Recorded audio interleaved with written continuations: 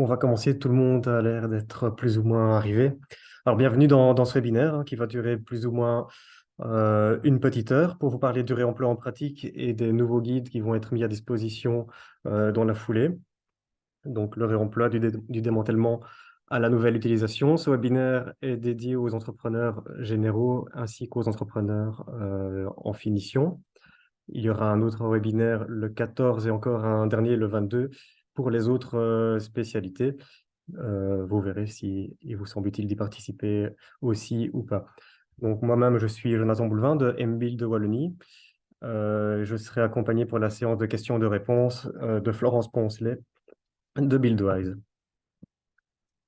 Alors, au programme, on va débuter par une introduction concernant l'impact du secteur. Je pense que vous y êtes déjà sensibilisé, sinon vous ne seriez pas là, donc on va essayer de la faire, de la passer rapidement.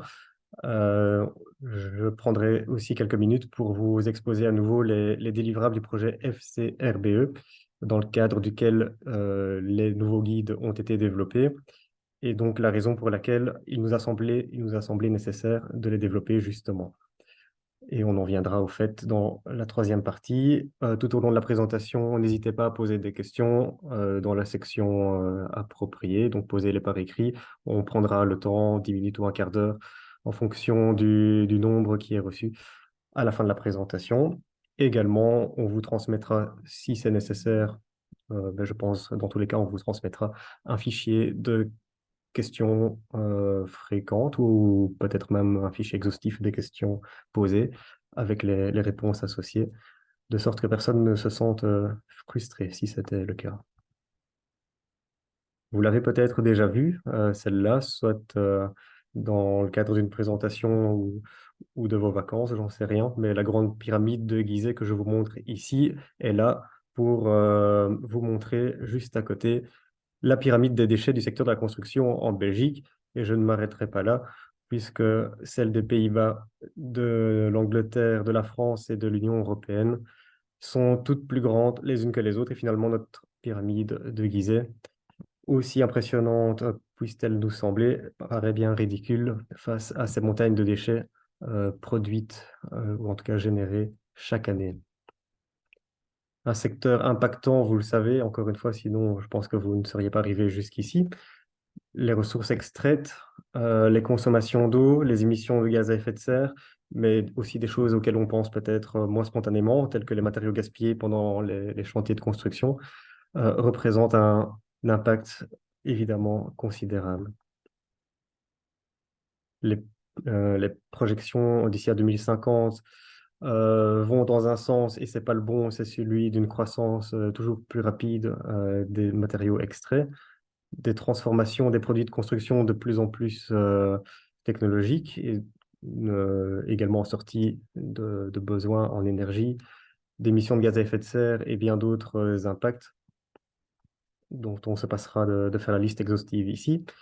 Et finalement, ce qui nous vient en premier à l'esprit, la production des déchets, le secteur étant à l'origine d'un tiers des déchets produits en Europe, d'où le cercle pas vertueux du tout d'extraction, d'utilisation et de consommation. Il faut quand même relativiser en signalant que les déchets, pour la plupart dans notre secteur, sont des déchets de type inerte, briques, bricaillons, béton, etc., et qui font l'objet, selon les régions, en tout cas en Belgique, font l'objet d'une bonne valorisation. Donc, on ne faut pas non plus s'apitoyer plus que nécessaire. Néanmoins, il y a encore de la place largement à de l'optimisation, qu'il s'agisse de l'optimisation de tri sur chantier ou en centre de regroupement ou de valorisation pour différents flux de déchets, notamment pour les flux de plastique, dont la particularité est d'être constitués de multitudes de polymères différents et finalement éparpillés un petit peu partout sur les chantiers. Mais à l'origine, ils sont plus de 10 millions de tonnes par an en Europe destinées à notre secteur. Donc là aussi, de sacrés défis à relever. De plus, quand on parle de recyclage, aussi performant puisse-t-il être, eh bien, on parle aussi de chaînes logistiques souvent impactantes en termes de coûts, bien sûr, en termes environnementaux aussi. Donc, quelle solution face à ce constat pour le moins accablant? Ben, soit de construire moins, ou construire en utilisant moins de matériaux. C'est évidemment la solution qui nous rassemble, pour laquelle on est rassemblés aujourd'hui. On parle généralement du concept d'urban mining en considérant la ville comme source de matériaux. Et ces concepts sont largement associés à ceux de circuits courts, à ceux de pression réduite sur les gisements de matières premières, ce qui est particulièrement intéressant pour nos régions pauvres en ressources naturelles ou en tout cas peu exploitées. Le réemploi fait partie de ce cadre général, du cadre encore plus général de l'économie circulaire dans le secteur de la construction. On va le considérer aujourd'hui comme une méthode de gestion des déchets, avec des guillemets, puisque ça ouvre déjà des questions sur ce qu'est un déchet ou pas. On va y venir, bien sûr. Donc, c'est une méthode de gestion des déchets, telle que définie dans les différentes directives européennes notamment, qui garantit que les matériaux et les produits sont réutilisés sous la forme existante et qu'ils conservent ou pas une fonction initiale. À la différence du recyclage, il est donc nécessaire de faire clairement la distinction. Alors, on ne fera pas la distinction pour les guides et pour la présentation entre réemploi et réutilisation. C'est un vocabulaire qui est utilisé différemment selon les différentes régions couvertes par notre projet. Euh, donc, on va considérer ici généralement le réemploi comme quelque chose qui garde la forme et la fonction dans la plupart des cas.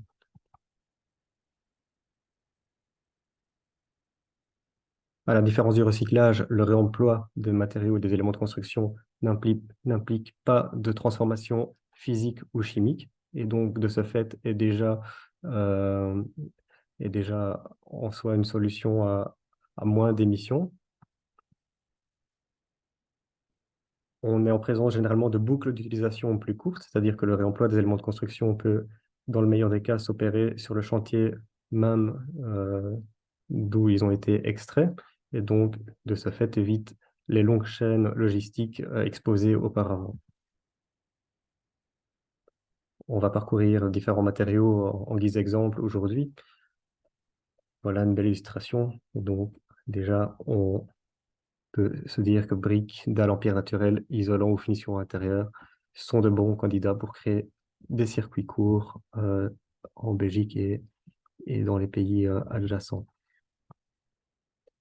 Il est intéressant de noter que le réemploi des éléments de construction, aussi contemporains puisse-t-il être comme sujet de discussion, bien entendu, n'est pas une nouveauté. Il est une nouveauté dans le contexte actuel contraint, euh, contraint en termes de normes, de réglementation, de gestion du risque et de performance à atteindre, mais il n'est absolument pas neuf dans les pratiques de construction. Il a simplement été un petit peu oublié euh, suite au développement depuis plus de 50 ou 70 ans, 70 ans, si nos amis français sont là.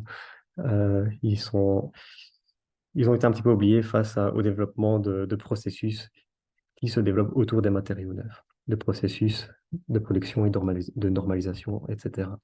Donc en une seule image, résumons cette introduction. On parle d'un cadre plus large qui est celui de l'économie circulaire dans la construction. On ne va pas s'étendre sur les autres piliers de cette économie circulaire aujourd'hui, mais voilà, si on peut illustrer ça, cette image le fait bien. Je pense que je ne ferai pas l'affront de reciter une définition de l'économie circulaire aujourd'hui, mais pour mémoire, elle est présente, au cas où vous voudriez reparcourir la présentation ultérieurement, mais simplement un système qui vise à maintenir les produits et les matériaux en circulation le plus longtemps possible correspond très bien à la définition de ce que nous souhaitons atteindre quand on parle de réemploi des éléments de construction. Une démarche plutôt volontaire aujourd'hui, peu d'obligations, qu'il s'agisse d'obligations de déconstruction, de démantèlement en vue de réemploi ou bien d'intégration d'éléments de réemploi. Ceci risque cependant de changer et peut-être plus rapidement qu'on ne l'imagine, notamment sous l'impulsion de politiques européennes. On peut citer le Green Deal, qui ne concerne pas que notre secteur, bien entendu, mais qui, de manière globale, s'efforce à parvenir à une durabilité généralisée. Et comment cela peut-il se traduire en actions concrètes appliquées à notre secteur? Eh bien, lorsqu'on s'intéresse au Circular Economy Action Plan, différentes choses sont prévues, notamment parmi les plus intéressants à suivre, les dérèglements concernant les produits, où un élément de réemploi pourrait être considéré comme un produit. Donc, ça soulève beaucoup de questions. Donc, il faut rester attentif à ces évolutions. Euh, Beaucoup de choses qui tournent autour de la taxonomie, des objectifs euh, en termes d'économie circulaire, d'utilisation de matériaux recyclés ou réemployés, qui vont conditionner l'accès à certains financements. Donc, rien qu'à ce niveau-là, beaucoup de choses à signaler. Au niveau de chaque région, on ne les a pas reprises ici, mais que ce soit en Wallonie, Flandre, Bruxelles, en France, aux Pays-Bas, et en tout cas, j'ai celle-là en tête, différentes politiques sont en marche pour instaurer plus d'incitations, voire d'obligations à réemployer les éléments de construction. D'où l'intérêt pour nous de publier ces guides ou la première version de ces guides aujourd'hui, afin de ne pas subir frontalement ces évolutions, mais de les anticiper au mieux, puisqu'il s'agit plus d'une trajectoire que d'une volonté à ce stade. On ne pourra pas vraiment faire sans, il me semble. Donc le projet FCRBE, qui est l'entité qui a permis, qui a rendu possible l'élaboration de ces guides, eh bien, il est en fait à son terme aujourd'hui, puisque dans quelques semaines, voire dans quelques jours, le projet sera définitivement clôturé. Mais repassons, c'est justement un bon moment pour passer en revue les différentes réalisations. Donc l'objectif global a été et toujours d'augmenter la quantité de matériaux récupérés et réutilisés sur le territoire du projet, en Europe du Nord-Ouest, d'ici à 2032, et de les augmenter de 50%. Donc, ça ne veut pas dire passer à 50%, bien entendu, mais si on parle d'un taux de réemploi d'environ 1% des déchets dans le secteur, on pourrait peut-être viser 1,5 grâce à l'impulsion et la dynamique créée autour du projet. Donc, depuis 2019, une série de livrables certains certains vous sont peut-être déjà familiers, mais parmi les plus notables, une méthodologie d'inventorisation, on peut aussi appeler méthodologie d'audit pré-démolition. Alors, on peut résumer ça à l'inventaire. Différentes stratégies d'intégration des matériaux réemployés, y compris et surtout dans des projets de grande envergure, des projets publics, ainsi qu'un catalogue de 36 fiches matériaux, ou encore, et c'est parmi les plus récents, une méthodologie pour mesurer des objectifs en termes de réemploi.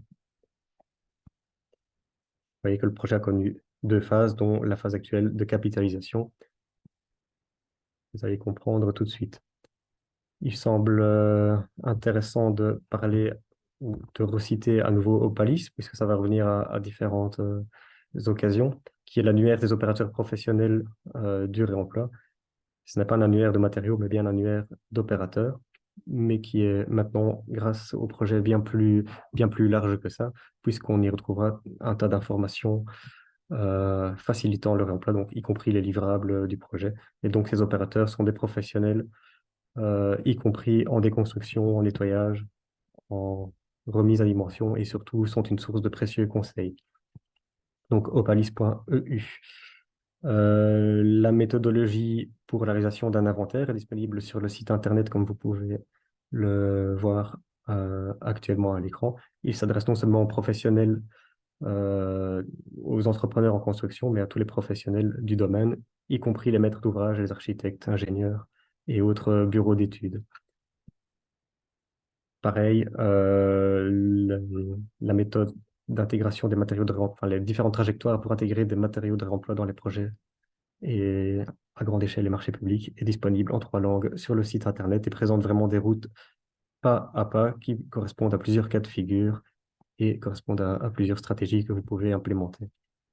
Les fiches matériaux, idem, elles sont précieuses du fait qu'elles décrivent non seulement les matériaux, mais aussi leurs accessoires, les finitions et les différents formats qui sont couramment rencontrés, mais donne un compte-rendu vraiment précieux de l'état de l'art en matière de récupération, tests de démontage que l'on peut effectuer, les traitements disponibles ou obligatoires, les modes de stockage, s'il y en a qui s'appliquent particulièrement, ainsi que des conseils résultant de l'expérience en matière de remise en œuvre, composition des lots, etc. Ce qui sera particulièrement utile dans un contexte de marché public. Les opérations pilotes sont au nombre de 36. Décidément, le nombre 36 a été apprécié dans le projet, mais vous trouvez ça aussi, les comptes rendus sur le site Internet. C'est pas tout, il y en a bien plus, notamment 7 bouclettes, c'est-à-dire 6 petits livrets introductifs, pas si petits que ça d'ailleurs, mais sur différents sujets tournant autour des réemplois, et notamment un qui vous intéressera peut-être en priorité, qui s'interroge sur le statut de déchets ou de produits des matériaux de réemploi plus en détail. Et vous allez vous demandez certainement pourquoi était-il encore nécessaire de publier 6 guides spécialisés à l'issue de ce projet, ou en tout cas à la fin de ce projet. Mais justement, parce qu'il y a des livrables et des outils à foison qui ont été délivrés dans le cadre de ce projet. Et nous sommes conscients qu'en tant qu'entrepreneur du secteur de la construction, vous n'avez peut-être pas une semaine à consacrer à, à les parcourir tous et à choisir ceux qui seraient opportuns de lire en fonction de vos situations de chantier. Donc, c'est la raison pour laquelle, dans cette dernière phase de projet, basé sur tous ces livrables, mais aussi sur des entretiens avec toute une série de professionnels expérimentés ou qui ont déjà fait l'expérience du réemploi dans le secteur de la construction, eh bien, basé là-dessus, et également sur les 2 ateliers qui ont eu lieu au premier semestre de cette année, eh bien, nous avons décliné 6 guides, dont les 2 premiers sont présentés aujourd'hui, euh, et qui seront disponibles dans les prochains jours via le site internet du projet et également dans vos boîtes mail, très probablement, voire certainement. Donc, les 2 premiers à destination des entrepreneurs généraux et d'infrastructures. Alors maintenant, on va enfin pouvoir s'y plonger. Quel est l'objectif de ces différents guides? Ben, comme j'essaie de l'expliquer plus ou moins clairement, eh bien, l'objectif est de répondre aux questions clés qu'on peut se poser en tant qu'entrepreneur quant à la récupération de matériaux lors de travaux de rénovation ou de démolition, ou bien comment construire, comment intégrer des matériaux de réemploi, qu'ils viennent de vos chantiers ou pas. Toutes les situations sont envisagées. Vous voyez ici un aperçu des 6 guides qui seront publiés, sont simplement en finalisation de relecture pour corriger les petites coquilles, les liens qui doivent être intégrés, etc. Donc, c'est vraiment, leur sortie est vraiment imminente. D'ailleurs, vous allez entreapercevoir le contenu juste maintenant. Alors, que trouve-t-on dans ces guides? Ben, la toute première chose, c'est le contexte, ce qui change pour les entrepreneurs. Alors, ça peut paraître simple de se poser la question, mais c'est quand même une bonne base pour la suite du guide.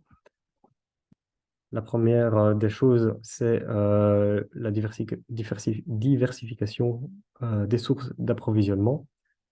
On va parler d'objectifs de récupération qui vont être donnés aux entrepreneurs, mais aussi des objectifs en termes de réutilisation et d'utilisation de matériaux de réemploi. Et donc, selon les cas, les entreprises, les entrepreneurs devront assurer soit de la fourniture, soit de la pose des matériaux de réemploi, ou les deux. Et donc, ça sous-entend, premièrement, des questions d'approvisionnement auprès de filières alternatives et selon des modèles bien différents des négociants en matériaux neufs, les grossistes en matériaux neufs qui sont certainement plus largement, enfin, qui sont la norme. Voilà.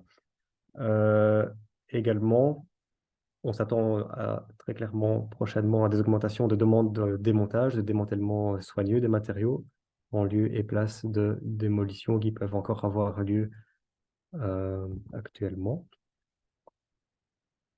La pro- Ceci étant posé, c'est maintenant la question de la remise des offres, puisqu'on a parlé de fourniture et de pose de matériaux notamment. Bien, une question centrale tourne autour de la préparation des offres de prix. Dans ce cadre-là, ben, les guides qui sont... On va regarder les guides en version PDF juste après, comme ça vous verrez plus concrètement à quoi vous attendre. Mais en substance, le guide va détailler en quoi le travail est plus local et spécialisé concernant ces matériaux. On parle de démontage, de nettoyage, de traitement spécifique, de stockage, ce qui fait tout à fait écho à ce que vous trouverez comme contenu dans les fiches matériaux, mais il n'est pas nécessaire d'aller les consulter dans un premier temps, puisque le guide centralise vraiment les informations utiles dans un premier temps. Le prix des matériaux, évidemment, on n'a pas pu donner des listes de prix de matériaux de réemploi, ceci étant fluctuant non seulement en fonction du temps et du lieu, mais en fonction de tout un tas d'autres critères également. Ils pourront être plus ou moins chers, ces matériaux de réemploi, par rapport à des matériaux neufs, selon leur ancienneté, leur rareté, ou simplement selon à quoi on les compare. Il faut pouvoir comparer des matériaux de qualité égale également pour avoir une comparaison saine.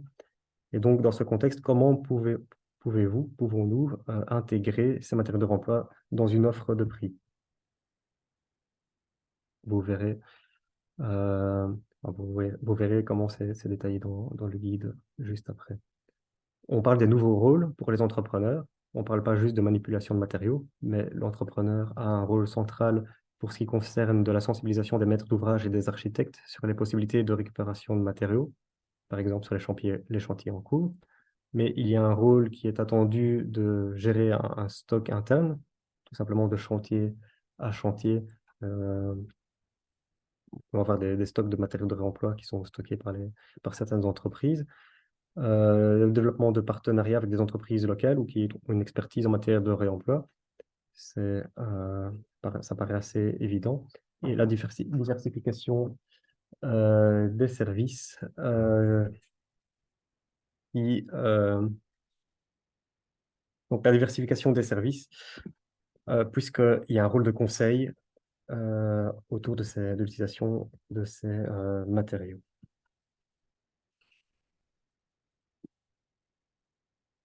Justement, quels matériaux peuvent être récupérés? Alors, voici un aperçu concernant les entrepreneurs généraux, puisqu'on couvre deux guides aujourd'hui. Mais le guide va vous donner des exemples très concrets de projets qui ont été réalisés autour de la brique, autour de structures en acier, de structures métalliques de manière plus générale, les panneaux isolants, des escaliers, ou également des éléments en pierre naturelle qui, de manière plus évidente, sont d'excellents candidats au réemploi. Pour les matériaux de finition, le guide fournira une quantité d'exemples concernant des tablettes de fenêtres, des carrelages, des cheminées, des éléments d'aménagement du bureau, ainsi que du bois utilisé en finition. Et voici comment s'articule le guide. Il est constitué de 7 chapitres, dont les chapitres 3 à 6 sont ici alignés sur les différentes étapes du chantier, en somme. L'inventaire, la dépose, la préparation, réemploi, transport, stockage et finalement l'intégration. Donc les différents chapitres couvrent ces étapes-là. Commençons par le premier qui concerne la récupération des matériaux de construction. Bien, comment savoir si un matériau est un bon candidat? Bien, il y a une série de facteurs d'influence positive ou négative qui sont détaillés au niveau de chaque guide et, et qui sont pas forcément spécifiques cette fois-ci à un métier particulier. J'aurais peut-être dû signaler ça avant. Parmi les 6 guides, évidemment, il y a une sorte de tronc commun et puis des exemples et des spécificités qui sont intégrés en fonction des 6 métiers qui ont été choisis. Donc ici, on est au niveau, disons, du tronc commun pour les facteurs d'influence positive et négative. Et vous avez des exemples circonstanciés en fonction du guide que vous lirez. tel que celui qui est donné ici concernant les matériaux isolants. On entre dans le vif du sujet avec le troisième chapitre qui s'intéresse à la réalisation de l'inventaire et de manière plus générale à toutes les questions qui se posent sur l'évaluation plus précise du potentiel de réemploi. Le chapitre 3 part ensuite vers la remise des offres et les clauses techniques qui sont cette fois clairement différentes lorsqu'on parle de matériaux de réemploi par rapport à des travaux avec des matériaux neufs. Et donc les différences, elles sont couvertes par le guide et notamment concernent des questions de tri, de sélection des matériaux, que fait-on avec les matériaux qui sont pas réutilisables finalement, quels sont les préparatifs, les étapes intermédiaires à mettre en œuvre de préparation au réemploi, comment doit-on conditionner, qui est propriétaire de ces matériaux et comment assure-t-on la traçabilité. Alors des exemples choisis sont donnés dans chaque guide, notamment ici concernant le guide sur les entreprises, destiné aux entreprises générales. Eh bien, on trouve un exemple de clause qui est développé en Wallonie dans le cahier des charges type du bâtiment. Donc, cette fois, c'est un développement qui n'a pas eu lieu dans le cadre du projet dont on parle aujourd'hui, mais qui est tout à fait lié. Donc, on a ces exemples. Je vais peut-être pas couvrir en détail, mais on retrouve bien les spécificités, notamment sur le stockage. Ici, notamment pour les briques, on explique que les briques sont abritées des intempéries, elles sont conditionnées en couches croisées, etc. Certaines choses peuvent sembler évidentes, d'autres pas, et c'est bien l'objectif de s'adresser à tout le monde qui fait ses premiers pas dans le réemploi.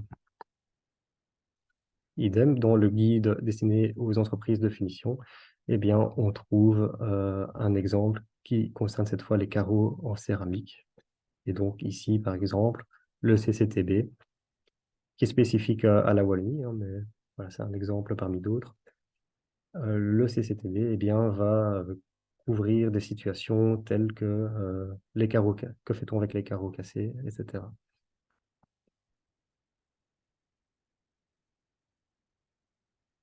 Finalement, le chapitre 3 se termine avec les différentes étapes du processus et encore un bon nombre d'exemples concernant le démantèlement, le tri, le transport et le stockage. Donc, je vais, vu l'heure, certainement avancer là-dessus. On arrive au quatrième chapitre, qui est la préparation des matériaux réemploi. Donc, maintenant qu'ils ont été, au cours du chapitre 3, ils ont été évalués et extraits. Et le chapitre 4 s'intéresse plus particulièrement à la préparation et aux étapes intermédiaires. Et il va aborder, il ne laisse pas en suspens les questions telles que le matériau est-il un produit ou un déchet. Évidemment, il ne donne pas des réponses définitives, mais fait bien la synthèse de ce qui est connu aujourd'hui. On ne peut pas couvrir des choses qui n'existent pas encore partout, mais en tout cas donne des réponses assez claires à ces situations et à ces questions qu'on peut se poser. Donc, également, des questions récurrentes telles que le marquage CE, l'évaluation de la performance, ça c'était juste avant, mais je dirais de manière générale que toutes les questions fréquentes sont couvertes et on n'a pas tenté avec ces guides de passer un petit peu au travers des mailles du filet pour finalement s'affranchir des questions un petit peu embêtantes. Le cinquième chapitre, maintenant, parle de la destination des matériaux récupérés ou bien de comment se fournir en matériaux de réemploi via différentes filières potentielles. Donc, 5 sont couvertes grâce au guide. Donc, les fournisseurs professionnels que vous retrouvez en bonne partie sur Opalis ou d'autres hein, d'ailleurs, mais ça sera certainement la meilleure, et celle-ci, ou la plus exhaustive à ce jour.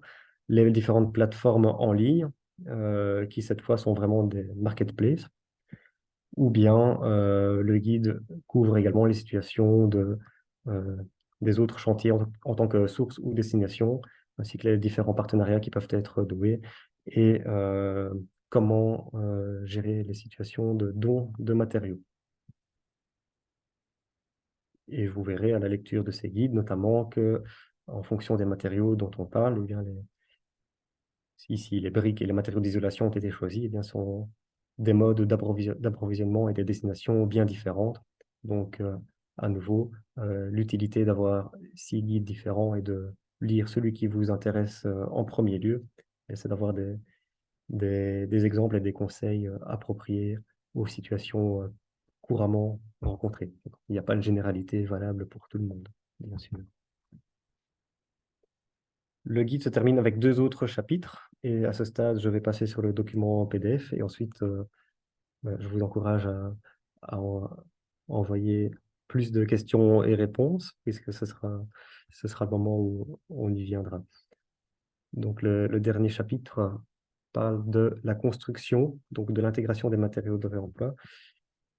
Et il existe un 7e chapitre de comment estimer les coûts. Et ça, c'est peut-être, je ne sais pas, mais peut-être celui que vous irez voir en premier, je ne sais pas pourquoi. Donc, voici les 2 guides en question que nous couvrons aujourd'hui. Donc, vous allez trouver exactement la structure que j'ai parcourue dans le document PowerPoint à l'instant. Donc,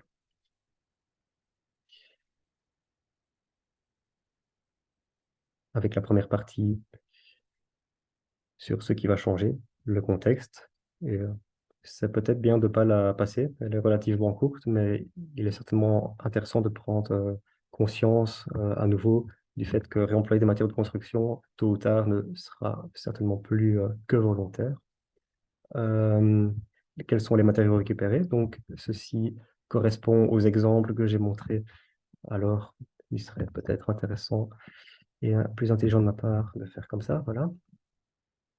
Donc, vous voyez que ici, les exemples sont étayés, notamment avec les fiches matériaux correspondantes qui ont été développées dans le cadre du projet, ce qui vous évite de fouiller un petit peu partout, ou en tout cas vous donne une porte d'entrée un peu plus simple. Voici donc le 3e chapitre que nous avons parcouru ensemble déjà concerne l'évaluation du potentiel, avec les facteurs d'influence positive et négative. De nombreux exemples, qu'il s'agisse d'inventaire, de parties plus détaillées d'inventaire, de comment réaliser les essais de démontage, définir différentes ambitions, etc. Et à nouveau, les liens vers les documents correspondants pour avoir encore plus de détails. Les points d'attention lorsqu'on remet offre. Vous voyez encore quelques coquilles dans les titres, c'est la raison pour laquelle nous terminons la relecture. Donc, à qui les matériaux appartiennent-ils, etc., etc. Donc, ce que j'ai parcouru vraiment comme structure que j'ai survolé dans la présentation se trouve ici détaillé. Et maintenant, mon objectif était d'aller vers, on s'est quitté là dans le PowerPoint avec le chapitre 5. Mon objectif est maintenant de vous montrer le chapitre 6 en substance, comment construire avec des matériaux de réemploi. Eh bien là, c'est vraiment les premières questions qui sont posées, hein. Quelles sont les solutions de repli? Quelle flexibilité on peut prévoir? Toujours centré sur le point de vue de l'entrepreneur. Quel type de marchés peuvent être rencontrés? Les prescriptions techniques également, comment les satisfaire et comment assurer la traçabilité avec différentes ressources. Comment collaborer avec des sous-traitants, avec des fournisseurs, au sein de sa propre entreprise. Ça peut être également un cas intéressant. Et comment justifier les performances? Alors, ça fait l'objet d'un petit booklet, un livret d'introduction que j'ai cité tout à l'heure. Donc, vous le retrouverez bien entendu en lien direct dans le document. Les documents ne seront disponibles qu'en version électronique, ce qui facilitera la vie pour cliquer sur les liens.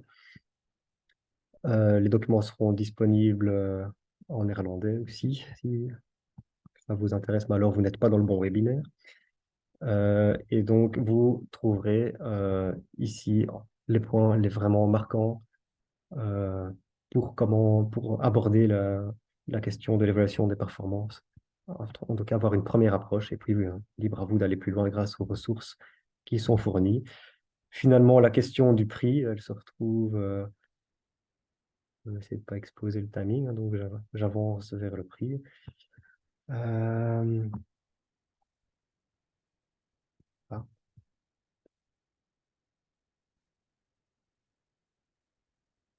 Et donc, comme je vous le signalais, eh bien, évidemment, il n'existe pas une liste de prix détaillée et encore moins à jour. C'est strictement impossible. Mais par contre, des facteurs qui influencent le prix à la hausse ou à la baisse, ou des observations que l'on peut faire euh, sur les surcoûts et les bénéfices, d'autre part, que peuvent apporter l'extraction et l'utilisation de matériaux de remploi, eh bien, ceci est argumenté dans cette dernière partie.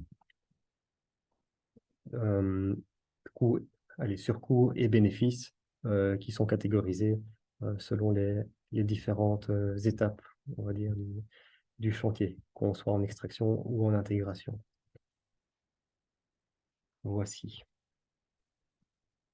Quelques fourchettes, comme on dit, ont été données pour des matériaux correspondant au métier euh, couvert par le guide. Ce sont des informations que vous trouvez également dans les fiches matériaux et des informations qui, bien entendu, sont susceptibles d'évoluer, bien que certains matériaux soient tout de même stables sur un certain marché du réemploi.